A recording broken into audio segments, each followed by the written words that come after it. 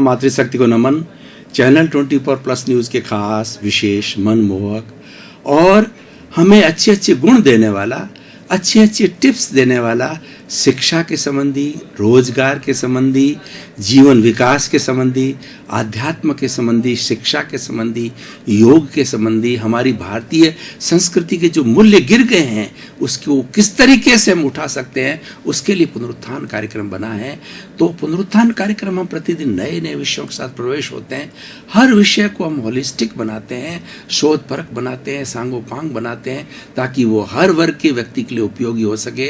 तो आज हम एक बहुत दार्शनिक विषय लेकर के, अपनी जो है वो मन की शुद्धि का विषय लेकर के आपके सामने प्रस्तुत हो रहे हैं। आज का विषय है कि मन की शुद्धि मंत्र जप तप की साधना के द्वारा। भाइयों और बहनों, दर्शक श्रोतागण, बहुत ही सुंदर विषय है। ये मन की शुद्धि की बात कही गई है, तो मैं ये चलना चाहूँगा कि हमारा जो शरीर है, इस शरीर जो हमारा दिखाई देता है, उससे हम प्रारंभ करते हैं। इस शरीर के बाद में इसके अंदर क्या क्या है? इसके अंदर 5 इंद्रियां हैं। सबसे पहले वो स्पर्शन रसन घ्राण चक्षु श्रोत्राणी इंद्रियाणी, 5 इंद्रियों के 23 विषय है। और इंद्रियां हमारे जो बाह्य जगत है, उस जगत के अंदर जितने जितने भी हमारे कार्यकलाप होते हैं, सुख दुख होता है, और हमें जितना भी आनंद की प्राप्ति होती है या हमें भोग विलास की सामग्री मिलती है, उन सब चीज़ों को इंद्रियां ग्रहण करती है और ग्रहण करके मन को दे देती है। ये इंद्रियों का काम है। मन एक मैनेजर का काम करता है, एक नियोजक का काम करता है। मन के 2 कार्य होते हैं। मन का एक कार्य ये होता है कि इंद्रियों के द्वारा जो विषय मन को दिए जाते हैं, प्लानिंग के लिए दिए जाते हैं, उसके ऊपर वह सारी अपनी सांगोपांग जो है वो प्लानिंग करता है और आगे बुद्धि को देता है। मन भी फाइनल अथॉरिटी नहीं है, वो तो मैनेजर है। फाइनल अथॉरिटी तो अभी बहुत दूर है। और मन का दूसरा काम है कि वह भूतकाल की स्मृति के अंदर जा सकता है, वर्तमान काल का चिंतन कर सकता है, और वह भविष्य की जो है वो कल्पना के अंदर भी उड़ सकता है। ये मन का कार्य है। मन के ऊपर चलें तो मन के बाद हमारी बुद्धि आती है। जो मैनेजर का काम मन करता है, इंद्रियों के द्वारा जो विषय दिए जाते हैं उन सब को लेकर के, और वह बुद्धि को दे देता है। बुद्धि एक निर्णय का काम करती है, बुद्धि एक जज का काम करती है, जजमेंट करती है। ये बुद्धि की ड्यूटी है, ये बुद्धि की नेचर है। और वह अगर अच्छा निर्णय करती है तो सुबुद्धि कहलाती है, और बुरा निर्णय करती है तो कुबुद्धि कहलाती है। जैसे कि हमारा जज है, अगर न्यायपूर्ण न्याय देता है तो अच्छा कहलाता है जज, और अगर पक्षपातपूर्ण भ्रष्टाचार करके न्याय देता है तो बुरा न्यायाधीश कहलाता है। तो ये हमारी बुद्धि की बात होगी। और बुद्धि के ऊपर जो है हमारा चित्त होता है। देखिए, विक्षिप्त होता है चित्त है। चित्त का काम है दृश्य दिखाना। जो हमने पूर्व जन्म के अंदर जो जो कर्म किए हैं, और जो कर्म जब उदय में आते हैं, उसके दृश्य सारे जो है चित्त के अंदर बनते हैं। चित्र जो है दृश्य बताता है, और चित्त है वो चेतना की शक्ति है। चित्त है वो हमारी आत्मा, जो चेतना उसके साथ जुड़ा हुआ है। और ये चित्त जो है हमारा जो बाहरी शरीर, स्थूल शरीर है, उस पर कार्य करता है। और इसीलिए हमारी आत्मा को कहा गया है अनंत चित्तों वाली है। यानी हमारी आत्मा जो है हर एक एक कोशिका को शक्ति देती है। इसीलिए जो हमारा पावर का पुंज है, ज्ञान का जो पुंज है, ज्ञान की जो फैक्ट्री है, ज्ञान का जो भंडार है, वो आत्मा है। और वह ज्ञान जो है एक ही कोशिका और हमारी बुद्धि को, हमारी इंद्रियों को, और हमारे मन को, और हमारे चित्त को देती है, हमारी प्रज्ञा को देती है। तभी ये सक्रिय कार्य कर सकते हैं। और बिना आत्मा की हाजिरी के कुछ भी नहीं होता है। ये सारी चीजें डेड हो जाती है, डेड बॉडी कहलाती है। जिस तरीके से देखिए कि बहुत बड़ी मशीनरी है, उस मशीनरी के अंदर बहुत लंबा चौड़ा कार्य कर सकती है, लेकिन बिजली प्रवाहित ना हो तो मशीनरी डेड हो जाती है। तो बिजली का काम है, हमारी आत्मा करती है, चेतना का काम करती है। अब उसके ऊपर एक प्रज्ञा होती है, प्रज्ञा आत्मा की प्रतिनिधि होती है, वह कभी गलत काम नहीं करती है, वो एकदम हमेशा हमेशा निष्पक्ष जजमेंट देती है। और वो आत्मा की शुद्धि का रिप्रेजेंटेटिव होने के कारण वो जो है हमेशा आत्म विकास की बात करती है। और बुद्धि जब भटक जाती है, बुद्धि को सही ठिकाने लाती है। और उसके बाद में अहंकार भी होता है। अहंकार जो है वो ये कार्य कराता है, सारा निर्णय कराता है। सब कुछ होने के बाद में अहंकार कहता है कि मैं करने वाला, मैंने किया, ये मेरा है, ये घर मेरा, ये परिवार मेरा, पद मेरा, प्रतिष्ठा मिला। और अहंकार के वशीभूत होकर के हम सारा कार्य करने लग जाते हैं। तो भाई और बहनों, दर्शक और श्रोतागण, इन सब चीजों के अंदर जो कॉमन है वो मन है।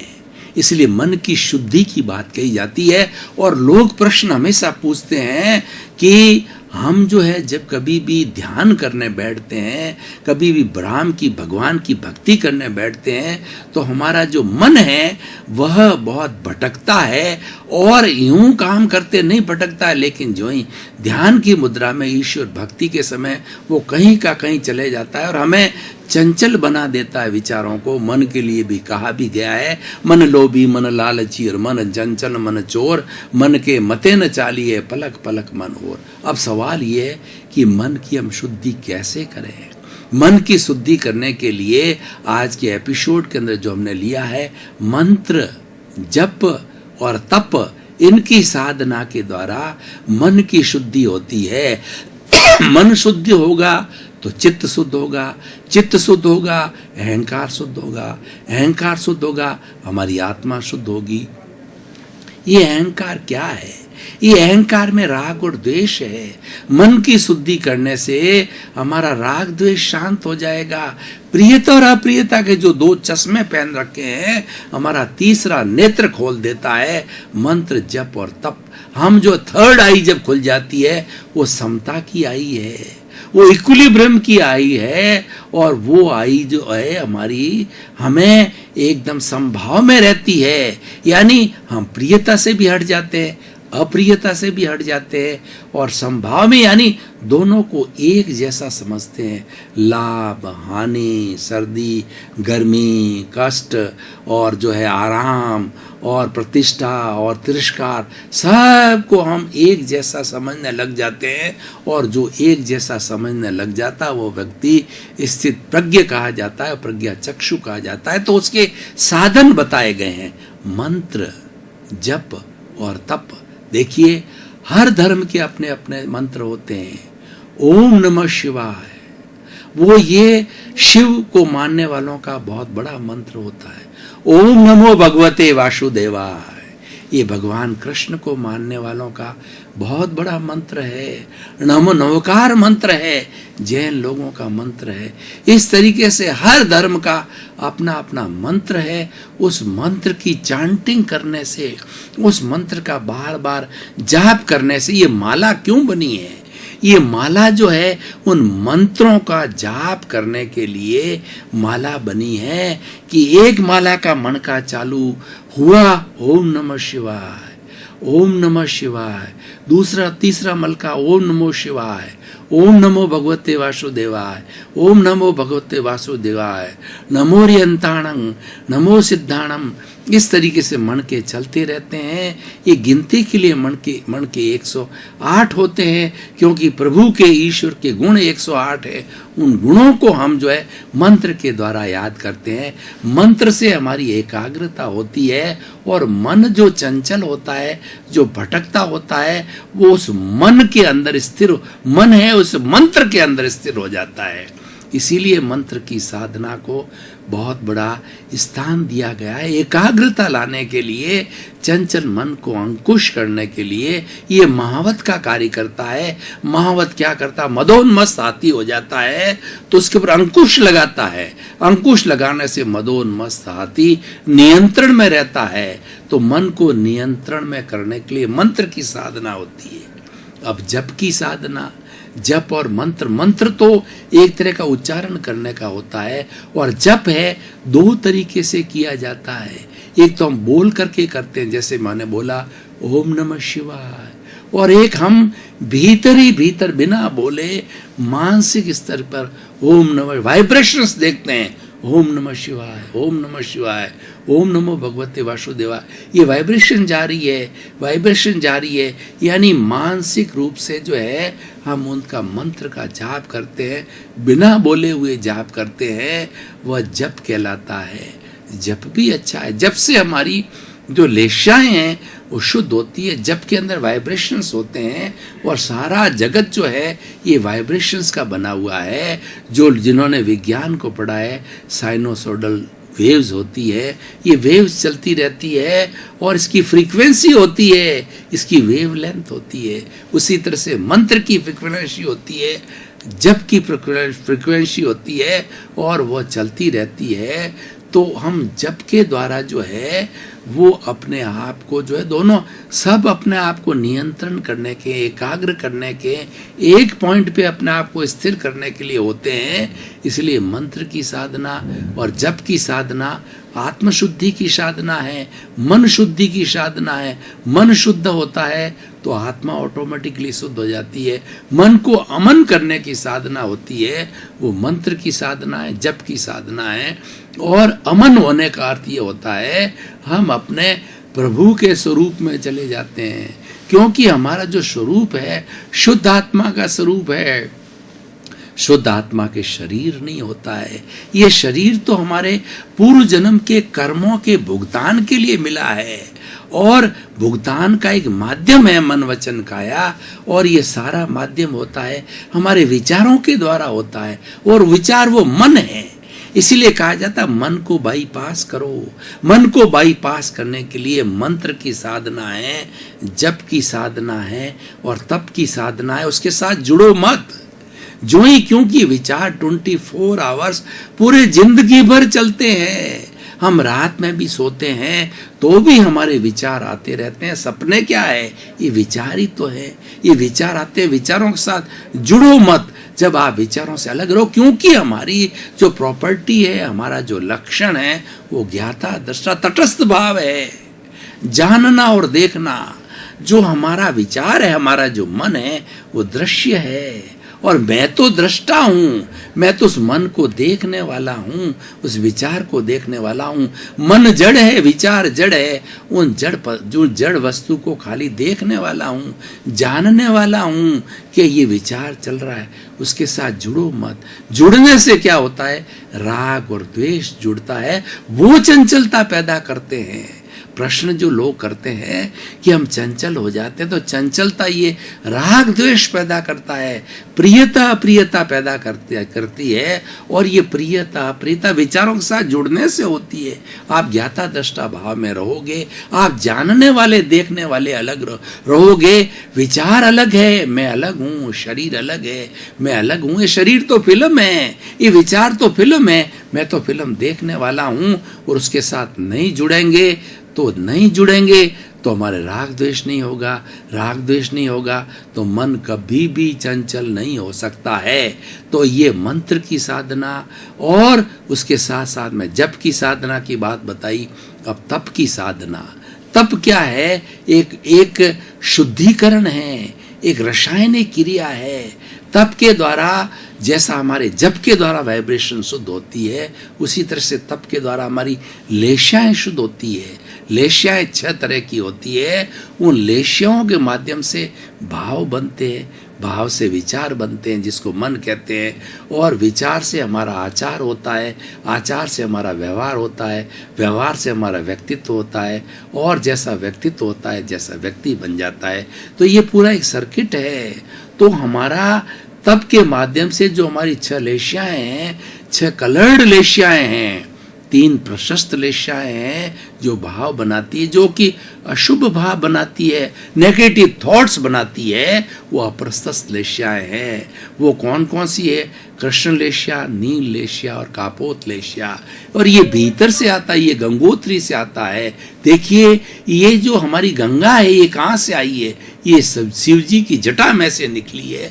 भगीरथ जी ने शिव जी से प्रार्थना करके उसको हरिद्वार के अंदर जमीन के ऊपर लाए, लेकिन उसका उद्गम स्थल गंगोत्री है, वो शिव जी की जटा है। उसी तरीके से हमारी जो गंगोत्री है वो हमारा कर्म शरीर है, कॉजल बॉडी है, जिसको लिंग शरीर भी कहा जाता है, जो कि आत्मा के साथ में फेविकोल की तरह चिपका हुआ है। और वहीं से सारा ये नेगेटिविटी आती है, पॉजिटिविटी आती है। अगर हमारा पुण्य का उदय होता है तो पॉजिटिव थॉट्स आते हैं, पाप का उदय होता है तो नेगेटिव थॉट आते हैं, और नेगेटिव थॉट आने से हमारी अशुभ लेशियाएं, कृष्ण नील कापोत, ये डार्क कलर की होती है, कृष्ण रंग की होती है, कृष्ण रेशिया होती है, वो ब्लैक कलर की होती है, और वो ब्लैक कलर की रेशिया हिंसा करवाती है, वह लोगों को जान से मारने का बनाती है, और लोगों को किस तरीके से काटा जाए, पीटा जाए, कसाई है वगैरह, ये सारा जो है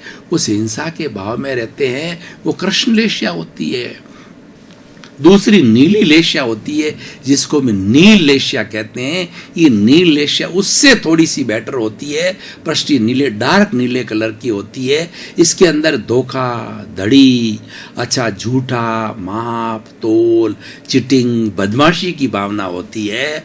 और तीसरी लेती होती है कृष्ण नील और कापोत लेशिया, कबूतरी कलर की लेशिया होती है। ये उससे थोड़ी बेटर होती है, लेकिन होती है शुद्ध लेशिया है। ये लेशिया जिसके अंदर आती है, आदमी प्रमाद करता है, 5 इंद्रिय सुख में रहता है, स्वार्थ की दुनिया में चला जाता है, eat drink and B Mary में चला जाता है, धर्म ध्यान नहीं करता, आत्मा का नहीं करता, पूरा जीवन 5 इंद्रिय सुख के अंदर निकाल देता है। लेकिन हमारी जो प्रशस्त लेशिया है वो तेजो पद्म शुक्ल लेशिया है। ये हमारी आत्मा के प्रॉपर्टी से जुड़ा हुआ है। तेजो लेशिया जो है वह हमारा जो उगता हुआ सूर्य है, पिंक कलर की होती है। और ये ब्राइट लेशियाएं होती है तीनों, ये वाइब्रेशंस ब्राइट होते हैं, ये कलर्ड होते हैं, और ये भाव गंगोत्री से आते हैं। जब शुभ भाव आते हैं तो ये तेजो लेशिया हमें शांति देती है, हमारे भीतर पीस होती है, मेंटल पीस जो हमारे जीवन का लक्ष्य होता है, रोम रोम पुलकित हो जाता है, ये हमारी तेजो लेशिया देती है। पद्म लेशिया गहरे हल्दी के कलर की जैसी पीले रंग की होती है, और ये ब्राइट कलर की होती है, और ये हमारे जीवन के अंदर जो है वो प्रसन्नता से भर देती है। जीवन आनंदित हो जाता, पुलकित हो जाता है, रोम रोम आनंद से भर जाता है। तो हमारी तेजो लेशिया जो है हमें शांति देती है, पद्म लेशिया जो हमें आनंद देती है, और शुक्ल लेशिया एकदम वाइट कलर की, ब्राइट वाइट कलर की होती है। ये प्योरिटी होती है, ये एकदम शुद्ध आत्मा के रूप के अंदर होती है। और जब ऐसी हमारी भावना होती है तो हम किसी को कष्ट नहीं देते बल्कि मदद करते हैं। ऐसी प्रशस्त लेशिया वाला व्यक्ति जो है, वो शुक्ल लेशिया वाला जो है, लोगों के परार्थ के अंदर परमार्थ में चला जाएगा, साधु बन जाएगा, लोगों का भला करेगा, परोपकार करेगा। और गृहस्थ जीवन के अंदर है तो खूब चैरिटी करेगा, लोगों के लिए सुख सुविधा, ट्रीटमेंट की, हेल्थ की, पढ़ाई की, लिखाई की। और मूक, बधिर, लूले, लंगड़े, अपाहिज जितने भी अभावग्रस्त लोग हैं, उनके प्रति उसके भीतर करुणा का भाव पैदा होगा, और करुणा के पैदा मदद करना चाहेगा। और ईश्वर ऐसे लोगों को साधन भी देते हैं, और उस धन से उन सब की वो मदद करता है। इसी कारण आज हमारा समाज चल रहा है, इतने मंदिर बन रहे हैं, इतनी धर्मशालाएं बन रही है, इतने हॉस्पिटल बन रहे हैं, इतने जो है हमारे रैन बसेरे बन रहे हैं, इतने एजुकेशन की सुविधा हो रही है। ये सब ऐसी ये लेशिया जो है ये शुक्ल लेशिया करवाती है। तो ये सब किससे होता है? तप की साधना से होता है। तप जो है शुद्धिकरण है, शोधन करता है। तप के जो है 12 भेद होते हैं, 6 बाह्य भेद होते हैं, 6 हमारे भीतरी भेद होता है। अनशन, उनोदरी, भिक्षाचरी, रस प्रीता, काय कलेश, प्रतिसलीनता, ये बाहर के तप हैं। वो भीतर के तप है प्रायश्चित, विनय, वैयाव्रत, स्वाध्याय और ध्यान। इसकी विवेचना में मैं नहीं जाऊंगा, क्योंकि इसको विवेचना करने में बहुत बड़ा समय लगेगा। तो भाई और बहनों, दर्शक श्रोतागण, आज के इस विषय को हम कसौटी पर कसें तो देखेंगे कि आज जो सिनेरियो के अंदर जितना भी बिखराव हो रहा है, जितना बिगाड़ हो रहा है, आज व्यक्ति अशांत है, आज व्यक्ति हिंसा कर रहा है, आज घरेलू हिंसा हो रही है, सामाजिक हिंसा हो रही है और अनैतिक कार्य हो रहे हैं, चीटिंग हो रही है, असंवेदनशील हो रही है, पिता जो है अपने पुत्र को मार रहा है, पत्नी अपने पति को मार रही है, अपने संतान को मार रही है, रेप के केसेस हो रहे हैं, आतंकवाद हो रहा है, कितनी कितनी जो घटनाएं हो रही है, इन सब का कारण है कि व्यक्ति का मन चंचल हो गया है। उस मन की चंचलता को मिटाने के लिए हमें अध्यात्म लाना चाहिए। वो अध्यात्म के मंत्र की, जप की और तप की साधना है। इसको बहुत से विस्तार में किया जा सकता है। इससे हमारा शोधन होता है, शुद्धिकरण होता है। देखिए, दो तरह के नियंत्रण होते हैं। एक तो बाहर का नियंत्रण होता है, बुजुर्गों से नियंत्रण मिलता है, समाज से नियंत्रण मिलता है, सरकार से नियंत्रण मिलता है और हमारी जो न्याय व्यवस्था है वो हमारे पे नियंत्रण करती है। हम अंकुश में रहते हैं, हम अनैतिकता नहीं करते, बदमाशी नहीं करते, लेकिन ये टेम्परेरी फेज है।